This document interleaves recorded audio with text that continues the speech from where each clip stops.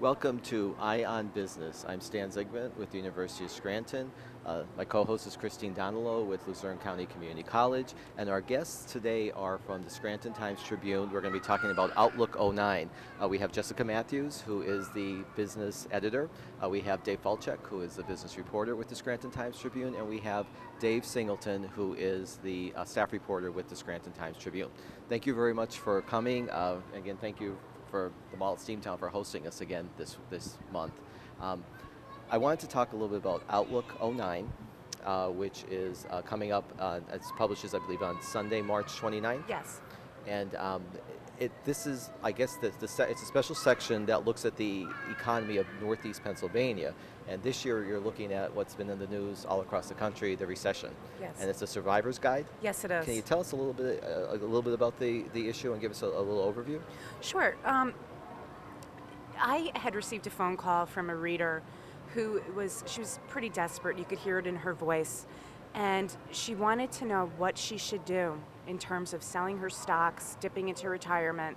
And I sat there and, obviously I can't, I'm not a financial planner or an advisor. I couldn't give her advice.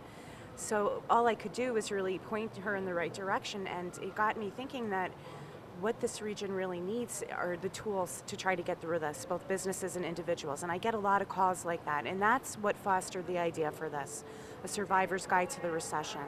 And we really wanted to give both businesses and individuals the tools and just some expert advice on how to get through this, what the region is going through. We recapped what a recession is, where we might be heading. We looked at unemployment.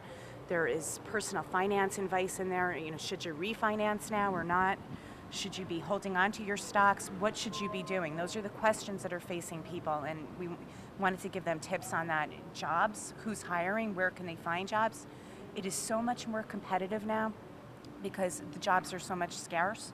So, the hiring has just absolutely changed. So we've gone into all of that as well. And so of all of those questions, can you give some information as to maybe who's hiring or, some financial tips or what they should do in this recession? Sure.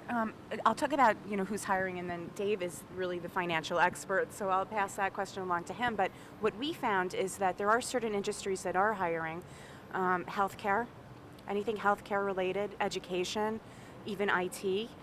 In particular businesses, the census is coming. They are looking for workers as well. Lowe's, which just opened up a distribution center, is also looking for workers.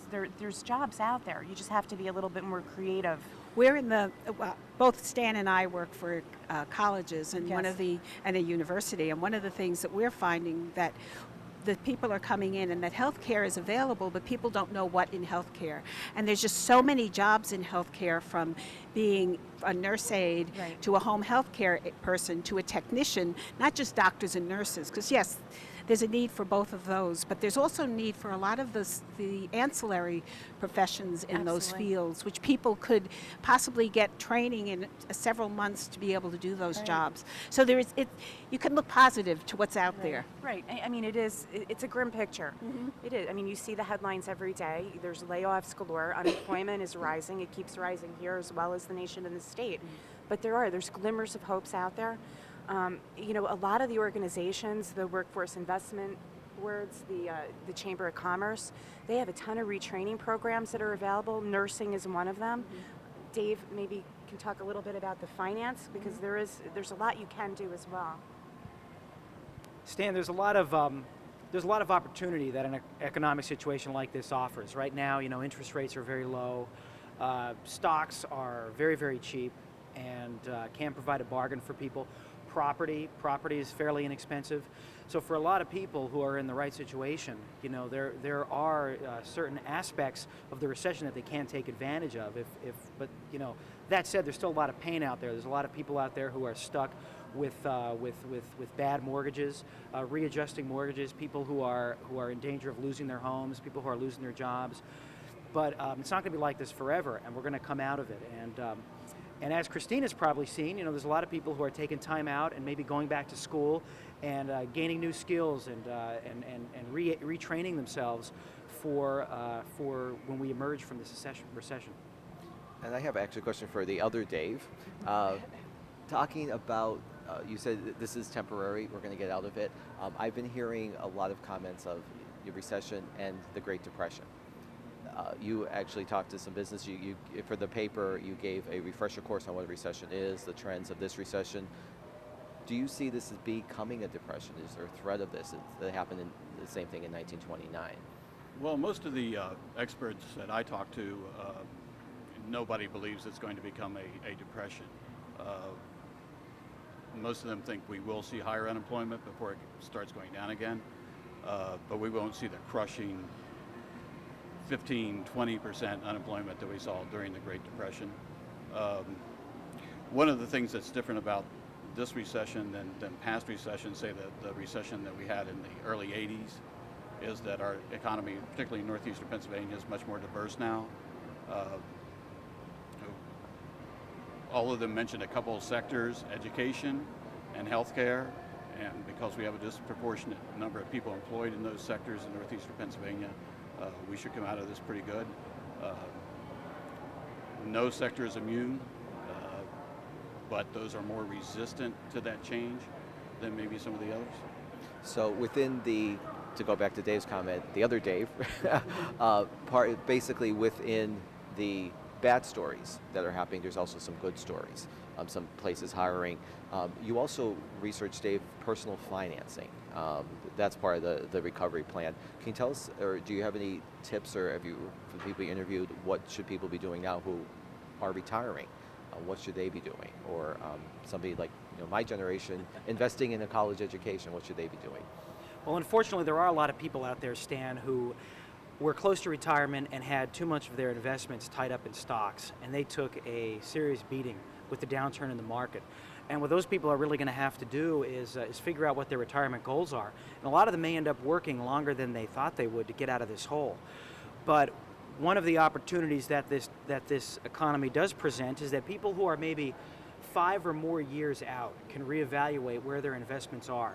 They can go and talk to their investment advisor and figure out maybe how to reallocate their funds so they don't have maybe as great an exposure to a potential downturn in the future, and also so that they're prepared and they have their assets diverse enough and spread across enough so that they can withstand a hit like this. But the good news is, for people who are more than maybe 7 or 10 years away from retirement, they're going to come back. I mean, all the investment professionals expect that their portfolios are going to spring back, and they should just ride it out. They should just hunker down and take the shots, and eventually they will regain their nest egg. Part of I know for the outlook is you interview a panel of experts from the local economy. Panel discussion on northeastern Pennsylvania. Were there any experts that had comments about the recession? What's the outlook for northeastern Pennsylvania? It's interesting. We asked them what they thought the economic landscape for northeastern Pennsylvania would look like after the recession. And it was interesting because they really didn't think it would change all that much. They thought that the region is really in a very sound position in terms of, as Dave mentioned, our workforce is more diverse than it's ever been, and that's really going to save us. We also have not seen a lot of the foreclosure crisis that other parts of the nation and the state have seen. We never had a big housing bubble, so we never had a burst. That's not to say that people are not hurting, people are not losing their homes. They are. It's just not in the large numbers that some of the other states like Florida, Arizona are seeing. Another thing they said that was really interesting was that they really felt that the region needs to pull together. There needs to be a lot more collaboration between local governments, businesses, educators, come up with some kind of regional project that we can go toward to get stimulus money and really help this region in terms of boosting its economy. And one of the projects that they talked about was the passenger train service. And there's stimulus money available for a project like that. There's 4 different plans, and the train would fall under 2 of them pretty well. So it's something that they talked a great deal about, and they saw that is really a way you can not only bring more people here, but it opens the door for businesses and the economy. What about the medical college? Because that's something I always think of as a regional, and it has the goal for doctors, plus the boost, and it's an education. The medical college, as well as Mary Woods Architecture School and the law school that's being talked about down in Wilkes-Barre, Those three things they're the shining stars in this very grim time right now. We're already seeing some spin-off businesses from that. We're seeing some research companies come in. We're seeing a collaboration between businesses and educators in research as well. We're already starting to see the domino effect from that. There's talks of building up housing in the downtowns for the students and the doctors as well, the teachers that are coming. That's really exciting, and that's something that, it's interesting. In the panel discussion, they talked about how at one time that just seemed like it was such a dream. It really was like a pie in the sky kind of thing, and then here it is. And it really goes to show you what you can do if there is collaboration and if there is one goal that everyone is working toward. I think that's true, and I think the other thing that people have to look at in this recession or whatever we want to, these times, is the fact that you might have to look at different careers. We're not just one career anymore. There's lots of availability, and again, we work with businesses and with training. And one of the things that we find is there's a lot of jobs available in like industrial maintenance. Now, it sounds like it's a maintenance job, but it's not. It's high tech. Toby Hanna is always looking for people who have technical skills, and they go crying for people. And there's also funding available through a lot of the sources that the government has provided, the state has provided, for help with businesses to provide funding and training for people. And I think people are just frightened at the moment to do those type of things, but I think you have to think out of the box in this time of, and start looking at what can I really do, what skill sets do I have. And again, all of the colleges in the region are looking at how to help one another work together and provide training, different types of courses and training and opportunities for people, which may have thought, well, maybe I should have been this, and I've been working at this job for 20 years, but I haven't been able to find it. So I wonder if you even heard that they couldn't find the skill sets for some of the jobs that were out there. Yeah, I think you raise such a valid point, and it is something that we heard again and again and again. You need to be creative. You need to be flexible when you're job searching right now. Mm-hmm. Your ideal job, your fallback jobs, those are no longer the same. And a job that you might have thought you had the skills for, you may not. Mm-hmm. It's just a different world out there. And one of the things that we heard from Career Links, which was really interesting, was that a lot of people who had been laid off or just unemployed coming in there lacked the basic computer skills. Mm-hmm. So they were really starting from fresh just to teach them basic computer skills. They told us stories like people would pick up a mouse and talk into it.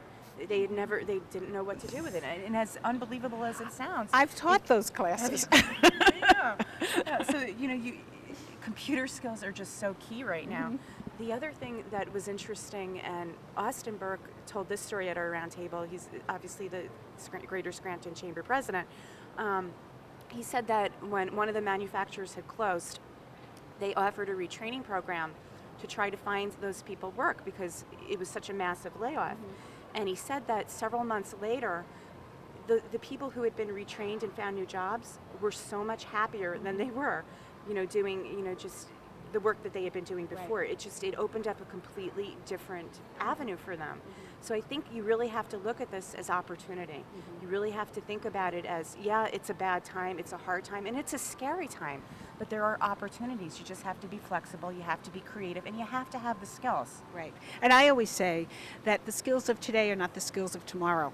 And that if you have the basic skills, the reading, the writing, the arithmetic, and those, the ABCs and computer skills, mm-hmm. really there are jobs available if you have those kind of basic skills. And it's really amazing how many people don't have them, as you said, with the computer. So was there any other point or any other things that they spoke about that you'd like to talk to us about? I think the collaboration is really key. And another example they talked about, and you mentioned Toby Hanna. Toby Hanna is very high-tech skilled tech jobs. Mm-hmm. And they had a problem for a really long time trying to find workers to fill their need. So they did a program, and I believe it was with Johnson, it's ongoing mm-hmm. now with Johnson, yep. to train the students in the skills that they need, and those kids then are pretty much guaranteed a job once they complete it. Those kinds of opportunities, I think, where you're seeing some of the bigger employers and even the smaller work with the colleges and the universities, even the high schools, is really important. Mm-hmm. You don't want to have to look outside your area to get workers. I mean, you want a trained workforce. Mm-hmm. So I think that's something that also they talked about as well that was really key. And Dave, you did a lot of research with the banking industry as well. How is the banking industry doing? Is money being freed up for loans? Are there any concerns that they still have with the current economic situation? You know, one of the pluses of our area is that we do have a very vibrant community of banks, a very vibrant banking and finance industry. We have a group of big banks that are out there and available, and there's also all the community banks, the locally based community banks, which we have a lot of, and there's also credit unions out there. So people have a lot of choices, and not all of those financial institutions are hurting. And even the largest bank in our area by market share, PNC, is really doing all right compared to banks its size elsewhere. And we also have all the community banks, and the community banks are they're ready to lend. They have money available. They didn't get involved in any exotic subprime lending, and they're out there and they're ready. The downside is that community banks really do not have the ability to fill in the gap from the big, massive banks, and that's where a big company would go to get its financing. And while the community banks are still there for people who want to get a car loan, get a mortgage, get a home equity loan, maybe a small commercial loan, they're not going to be able to pull the weight of the big banks that are really, really hurting right now. We are running out of time, but I want to thank you very much for being our guest. And can I see the Outlook again? The Outlook 09. Outlook line, this will be in the Scranton Times-Tribune on Sunday, March 29th. Thank you very much, Jessica Matthews, business editor, for being our guest. Dave Falchuk, business writer for the Scranton Times-Tribune, and Dave Singleton, a staff reporter for the Scranton Times-Tribune. From Christine Donalow, my co-host from Luzerne County Community College, I'm Stan Zigman with the University of Scranton. This is Eye on Business.